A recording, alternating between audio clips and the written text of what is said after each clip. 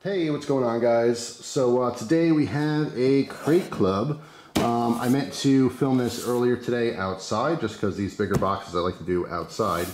However, this is when I have time to do it, so I'm doing it right now. What I'm gonna do is I'm gonna cut into this, then remove the box down on the floor, and I'll pull one item out at a time so you can clearly see it on the table. All right, but this is a bigger, it's not a huge box or anything, but it's too big for this style video. But anyway, today's EDC for around the house is the Buck 110, but this one is the LT, or the lightweight version, and this thing is super, super lightweight. Can't recommend this enough if you happen to like a classic Buck 110, but you always found they're a little bit heavy. Check this out, totally worth it. So anyway, we'll use that to cut our little bit of tape here. Okay, spin this around, cut this side. And there's probably some on the front here. I can hoist this up. Whoop. There we go. All right, so let's pull this out. Did I get all the tape? Yeah, I think I did. All right, so let me put my knife away. All right, slip that in the old pocket. Let's see if I can get that like that. You guys get a little peek-see in here. Like I said, this stuff's going on the floor, and then I'll pull one item out at a time. All right, so I have to say I see some cool stuff in here. All right, so let's grab the Crate Club paperwork here. Actually, you know what? We'll save this on the side because that's going to be our reference when we're done. I don't want to get any spoiler alerts in there. But first thing, let's see, this is wrapped up. What is this? It's like Christmas. I love the little tissue paper. What do we have? Ooh! Oh man, what good timing. All right, so I'm back. Sorry I had to cut film there. I actually got really excited because this one, being a trail cam, that's something I was looking forward to getting more of. I have two of them. One really old, janky one. The picture quality is horrible. It's probably 20 years old. The other one's a little bit better. Has some video footage and stuff, or video capability. But I do want a third one for a different location. So this one is, it's like I said, it just happens to be perfect timing because I want to film a bunch of stuff up by some family property upcoming this winter, especially during all the snow and stuff. So this one has 16 megapixels, 0.4 second trigger speed, which is kind of a big deal too, because if you have something like running by, sometimes you'll get a bunch of those blank pictures. If you ever use a trail cam before, sometimes you do get a lot of empty footage and you're wondering what happened, if the wind was blowing some leaves or who knows what. But you know, if your camera is too slow to react, you're not going to capture some of those animals. 80-foot range, detection and flash, and 30 days free unlimited. Free unlimited. Ooh, okay. All right, so I just, you know, I have to say, sometimes these reactions are all genuine. I open stuff up, I look at them as if you're sitting in the room with me for the very first time. It is not scripted. I opened it up, I noticed it was a trail cam, then I had to shut the camera off for a second for something completely unrelated. So after reading the 30-day free unlimited trial, basically, I'm like, well, what is that? And then my eyes went down here where it says cellular trail camera. So this is something, this is actually even cooler because this is something that I can set up and I can look at from a distance. I have to say, I'm probably gonna like this, and I'm probably gonna pay for this, you know, continuous like subscription to this. This is awesome. So obviously it's gonna come with an app, and when things trigger, I'm sure you get an alert, little, you know, pop up on your phone. You can take a look at it live, kind of like how maybe the Ring cameras work, something similar to that, only you could put this anywhere. That is really, really cool. I'm very, very excited for this. That's another problem with the other ones they have. They're so old and antiquated. The one only accepts up to an 8 gig card, and it fills up very quickly. The other one I think is, it might be a 16. It's possible it's a 32, but yeah, that's super cool. Wow, what a great start. This is definitely something that I would have purchased myself anyway. Really, really cool. So that really is an awesome start. So what is going to follow that? This. So, yeah, we got one of these in a BATTLBOX before, the M.020 camping card. I actually have 2 of these already. These are pretty cool though, I have to say. But after the really awesome trail cam, you know, I had to grab this. I happen to see this on top of the box. So this, like I said, this doesn't excite me all that much because it's been there, done that kind of thing. But hey, it's in the box, got to show it. So let's grab something else. All right. This is really interesting. If I can grab it here in one hand. All right. So we have here a 10-watt LED spotlight.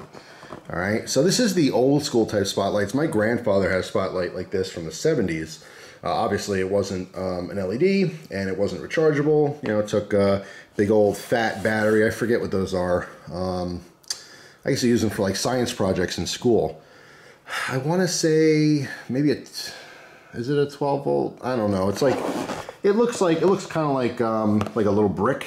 It's about yay big. Off the thing, you guys can help me with this, but you know, it's got the positive and negative terminals there. But it was just an old school big fat battery that's super expensive for no reason. And, you know, obviously it was an incandescent bulb. But this one would be really interesting to check out. So, let's see, this is 850 lumens for an hour on high, or 280 for 3 hours. Dual recharge, AC-DC adapter, or 12-volt DC car plug, so you can charge this up in the car.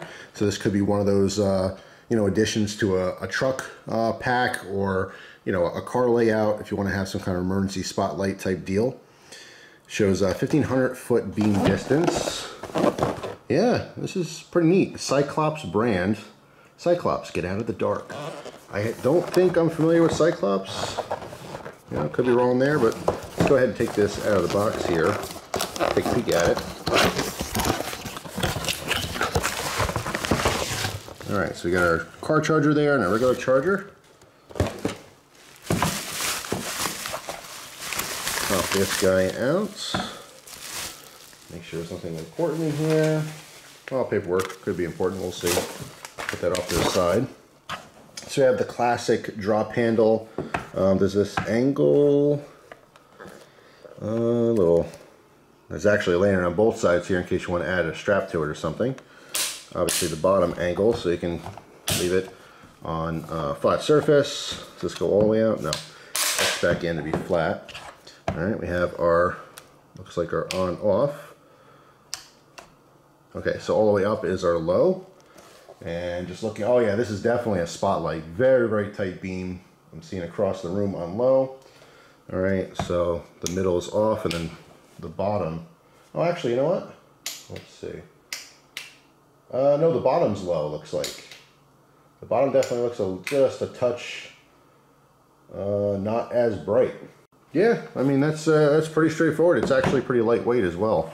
So like I said, this might be good to throw in the back of, you know, your truck if you happen to have a big toolbox or something with some extra room. You got some, you know, packs in there, different tools and whatnot. Very cool, but it is definitely a dedicated spotlight compared to like, you know, an area light or anything like that. Pretty cool though. I like that.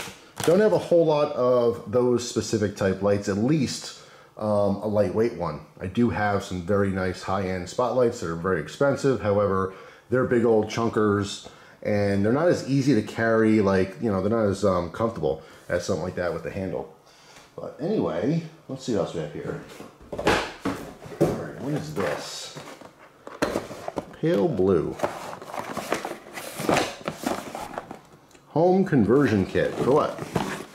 The battery company that wants you to buy fewer batteries. Pale blue earth. I like how I keep finding little clues as to what this could be.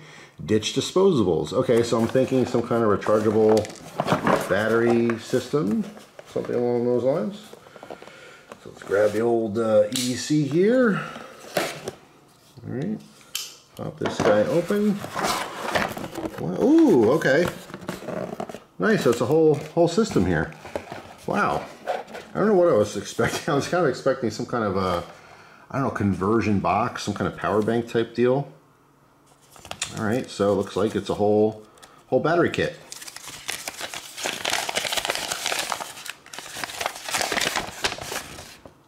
Yeah, looks like you're good to get little spider web of wires here, so you can charge a bunch at the same time.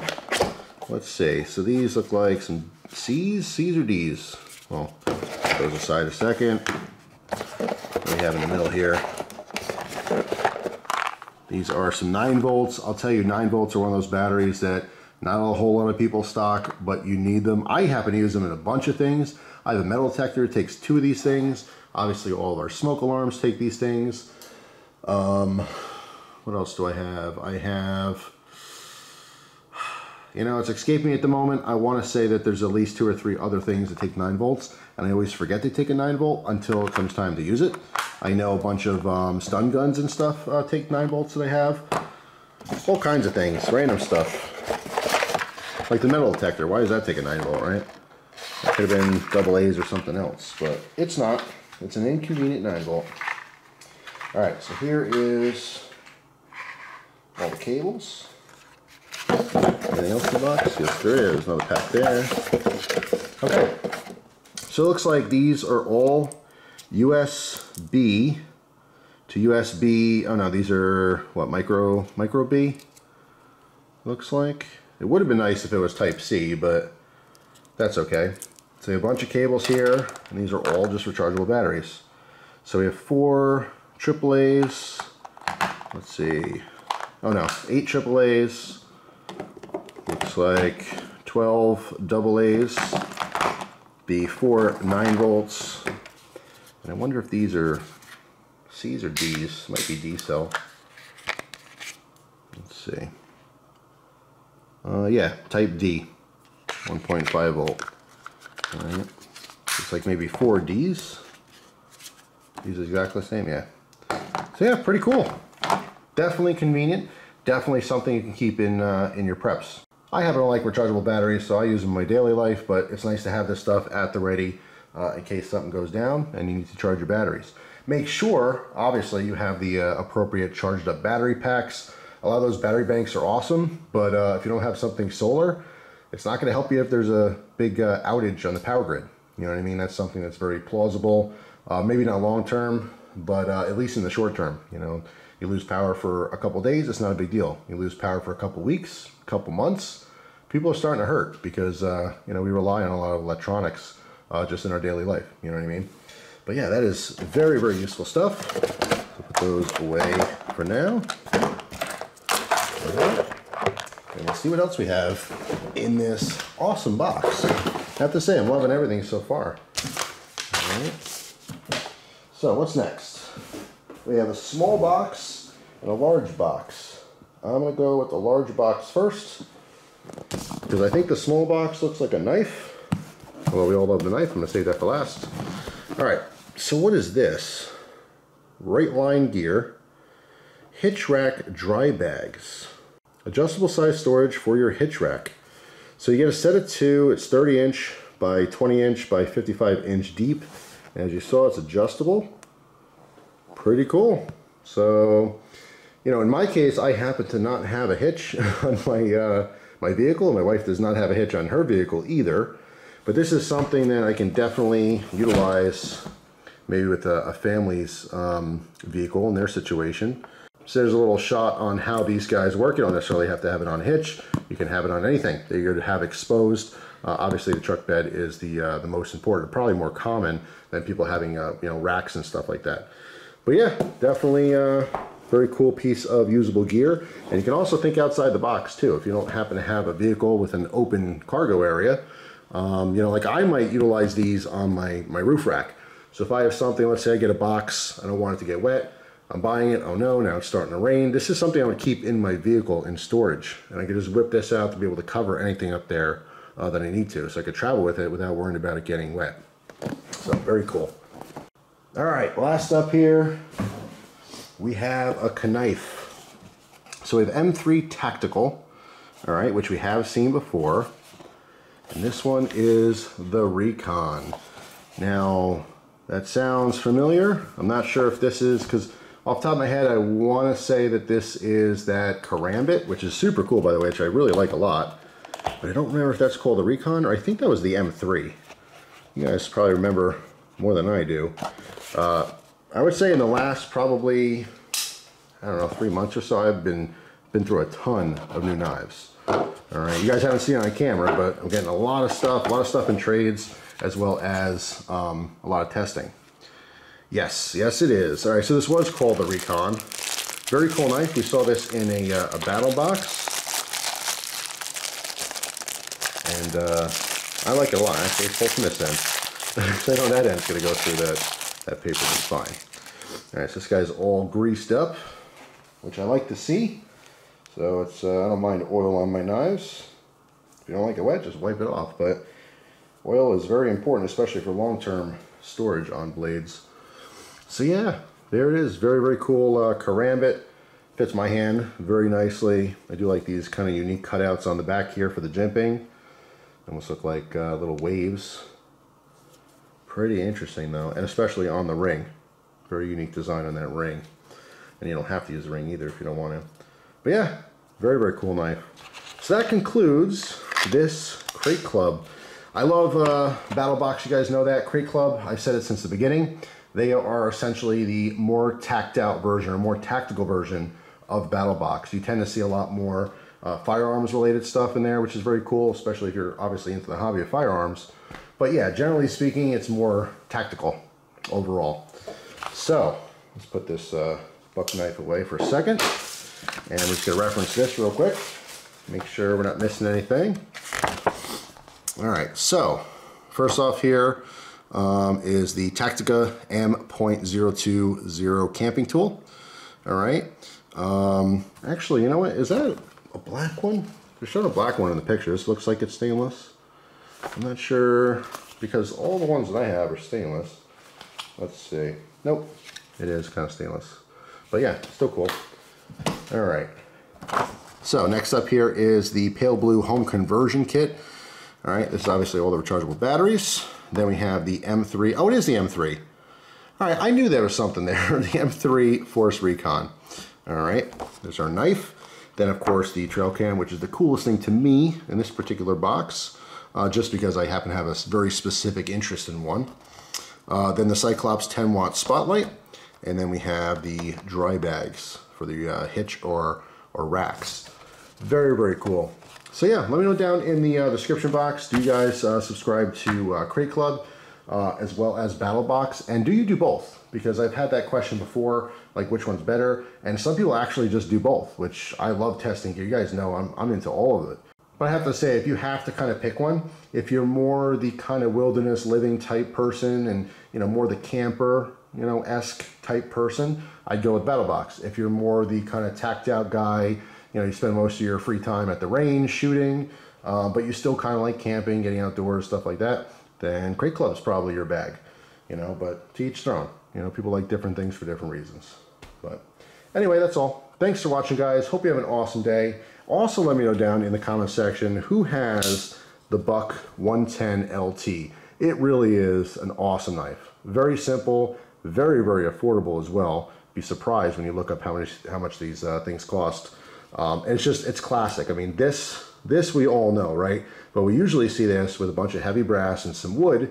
Nothing wrong with that. It's very classic looking. But if you always, you know, passed up these knives because of the weight, check out this one. You might be surprised. But that's all. Hope you guys have a good one, and I'll see you tomorrow with a brand new video. Take care.